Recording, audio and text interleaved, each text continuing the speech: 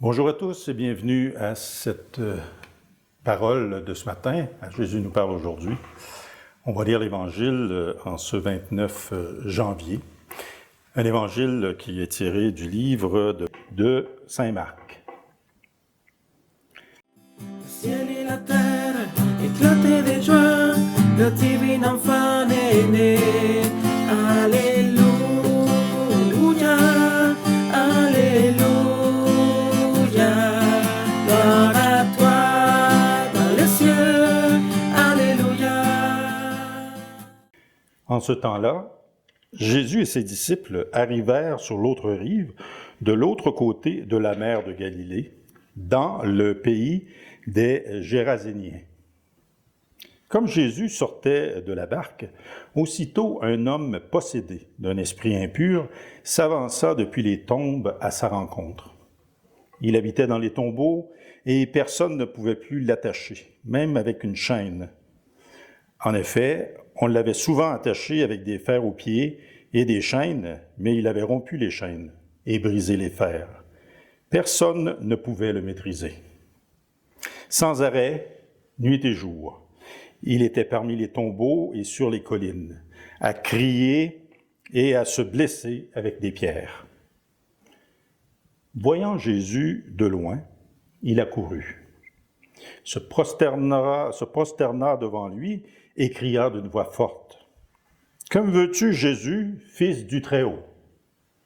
Je t'abjure par Dieu, ne me tourmente pas. » Jésus lui disait en effet, « Esprit impur, sors de cet homme. » Et il lui demandait, « Quel est ton nom? » L'homme lui dit, « Mon nom est Légion, car nous sommes beaucoup. » Et il suppliait Jésus avec insistance de ne pas les chasser en dehors du pays.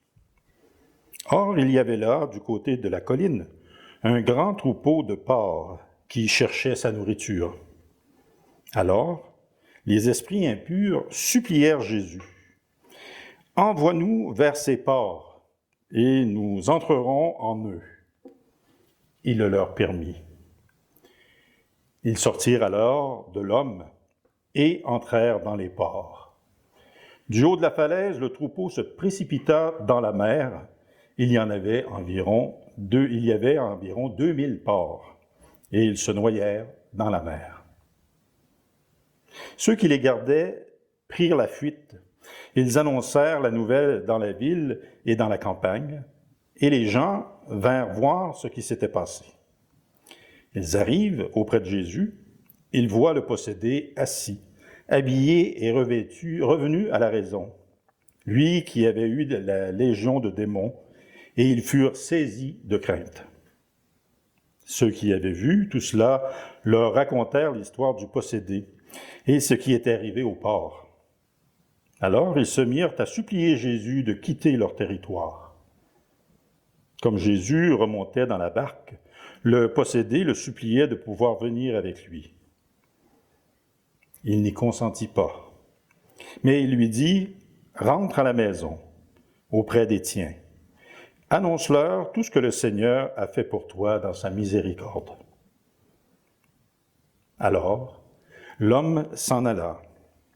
Il se mit à proclamer dans la région de la Décapole ce que Jésus avait fait pour lui, et tout le monde était dans l'admiration. Acclamons cette parole de Dieu.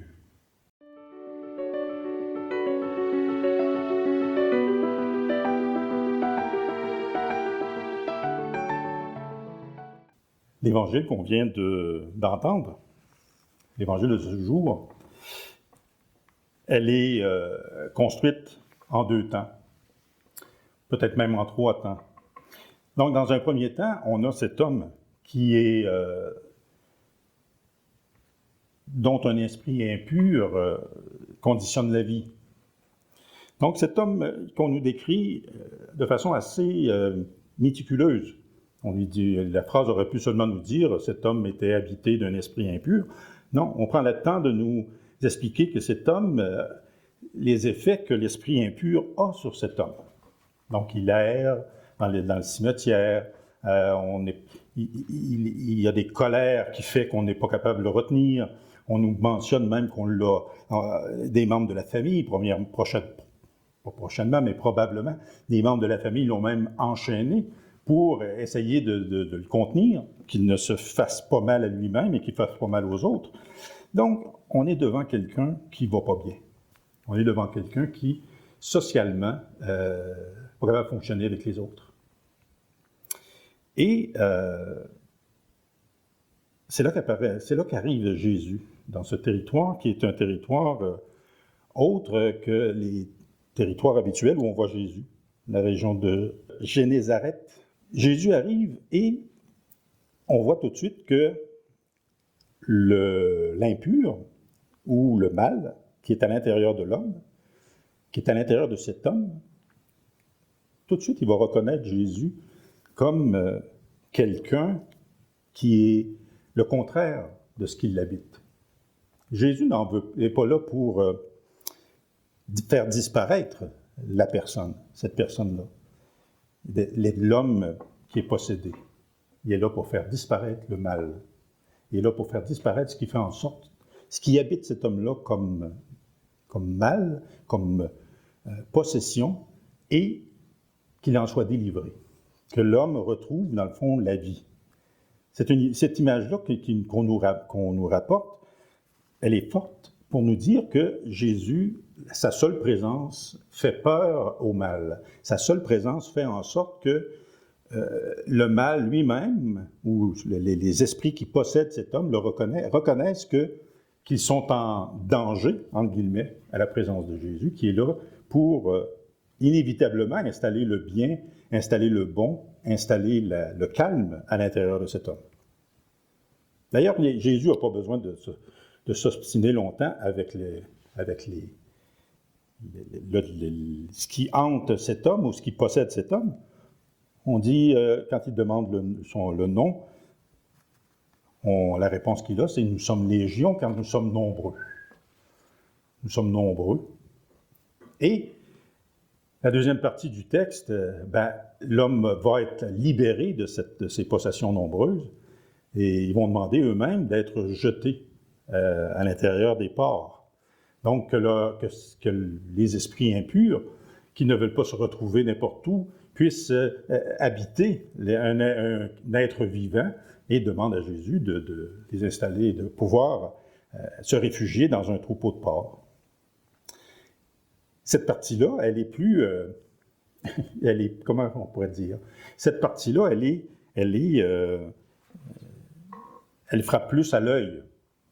Dans le sens où un troupeau de porcs, on nous donne même un nombre, on dit qu'il y avait 2000 porcs. C'est intéressant quand même de voir que la continuité de l'impur dans l'histoire, il y a un fil conducteur. Pour le peuple juif, le porc est un animal impur. Un animal impur, tout d'abord, c'est un animal impur de par sa... Il y a différents facteurs qui font que c'est un animal impur. Ce n'est pas une dimension spirituelle au départ. D'abord, le porc, dans l'histoire d'Israël, le porc n'était pas un animal qu'on élevait parce que c'était un peuple nomade, quand on avait besoin de se déplacer, le porc, avec ses pattes longues comme ça, était difficile à faire voyager. Donc, on aimait mieux avoir des chèvres, des moutons, des veaux, du bétail. Donc, de faire voyager des porcs, c'est peut-être presque impossible. Donc, le porc qui devient un animal dont on veut se détacher, et le porc aussi, la viande de porc qui était plus difficile à conserver. Donc, qui était plus difficile à conserver, qui avait plus de difficultés, qui était possible soit la conservation ou la cuisson. Quand celle-ci n'était pas faite comme il faut, on pouvait en être malade. Donc, ça devient un animal impur physiquement. Et pour être sûr que les gens suivent la règle de ne pas consommer de porc, spirituellement, dans la religion juive, on va en faire un animal qui est proscrit. Donc, même encore aujourd'hui, un juif qui suit la religion de façon assez stricte ne mangera pas de porc. On va faire en sorte que le porc fait pas partie de son alimentation. Même en Israël, quand j'y suis allé en 1992, pendant qu'on était là, le gouvernement avait émis une loi pour plaire au parti plus radical du gouvernement, avait interdit le porc sur le territoire d'Israël. Alors, il y a des éleveurs de porc en Israël, parce que les éleveurs de porc savaient que cette journée-là, ils devaient entrer les porcs à l'intérieur de leur établissement, de leur package, de leur bâtiment, et que le porc devait être installé sur des dalles de métal pour éviter de toucher la terre d'Israël, pour plaire à la dimension religieuse. Donc ça, c'est des choses qui sont intéressantes à savoir, mais Ce qui est intéressant de savoir ici, c'est que, et ce qu'il faut retenir, c'est que la présence de Jésus, encore aujourd'hui, la présence de Jésus n'est pas un jugement sur la personne. Dans tous les contacts que Jésus va avoir, même devant cet homme-là qui était proscrit par la société, qu'on enchaînait, qu'on savait posséder, Jésus va s'intéresser à la personne. Il ne va pas porter un jugement sur ce qu'elle a à l'intérieur de lui. Il ne va pas se porter un jugement sur le démon qui l'habite, le mal qui l'habite. Il va dire, je suis là. Il va poser des actions. Il va faire en sorte que le mal disparaisse, c'est que la lumière s'installe dans cette personne. Et on nous le confirme. Quand les gens viennent voir ce qui s'est passé par rapport au porc et tout ça, ils retrouvent l'homme calme, ils retrouvent l'homme assis, ils retrouvent quelqu'un qui avait disparu à leurs yeux. Ils retrouvent quelqu'un qui est revenu, dans le fond, à quelque chose, à une vie qui est bienfaisante pour lui. La présence de Jésus a fait que le mal est disparu. C'est la même chose pour nous aujourd'hui. Peu importe le mal qui nous habite, sans tomber en pensant que des démons nous habitent, c'est pas cette dimension-là qu'il faut voir en premier. C'est exceptionnel. Hein? Des personnes enchaînées, comme dans cette histoire-là, il n'y en avait pas 60 par village. C'est des situations exceptionnelles. Mais quand on reconnaît que le mal existe dans notre monde, quand on reconnaît qu'à l'intérieur de nous, il y a des choses, on porte d'une certaine façon des actions, et des actions qui peuvent être mal, ben, comme chrétien, on a à se dire, la présence du Christ peut faire en sorte que le bien s'installe. La présence du Christ peut faire en sorte que ma vie change. C'est ce qu'il faut retenir de l'Évangile d'aujourd'hui.